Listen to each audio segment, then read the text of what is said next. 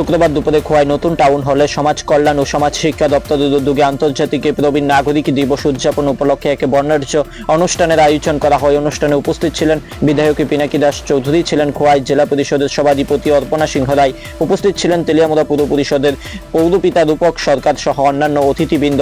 অনুষ্ঠানে জেলার শ্রেষ্ঠ প্রবীণদের বিভিন্ন বিভাগে সম্মাননা প্রদান করা হয়। পাশাপাশি সমাজ কল্যাণমূলক কর্মকাণ্ডে অবদানের জন্য তেলিয়ামুড়ার প্রগ্রেসিভ ইউথ ক্লাব, খোয়াই কিশোর সংঘ ও ফাইনাইট ক্লাবকে যথাক্রমে প্রথম, দ্বিতীয় ও তৃতীয় পুরস্কারে ভূষিত করা হয়।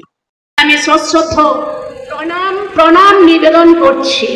আমি প্রণাম নিবেদন করছি যারা এখানে মারা আছেন, যারা বাবারা আছেন, যাদের কারণে এখানে যারা বসে আছে এবং মঞ্চের উপরে অর্থাৎ বেলকনিতে যারা আছে, আমাদের ছাত্র ছাত্রীরা, আমার ছেলে মেয়েরা যারা আছেন, আমরা আমাদের বাবা মায়ের কারণে আমরা আজকে এই পৃথিবীতে এসেছি। আমরা এই পৃথিবীর আলো আমরা দেখেছি। এই চোখ দুটি আমাদেরকে আমাদের মা বাবা দিয়েছেন, মা বাবা দিয়েছেন আমাদেরকে এই চোখ দুটো, আমাদের দেহ, এই শরীর আমাদেরকে আমাদের মা বাবা দিয়েছেন। মা বাবা আমাদের অভিভাবক, এই মা বাবা আমাদের গুরুজন। প্রণাম জানাই এই গুরুজনদের।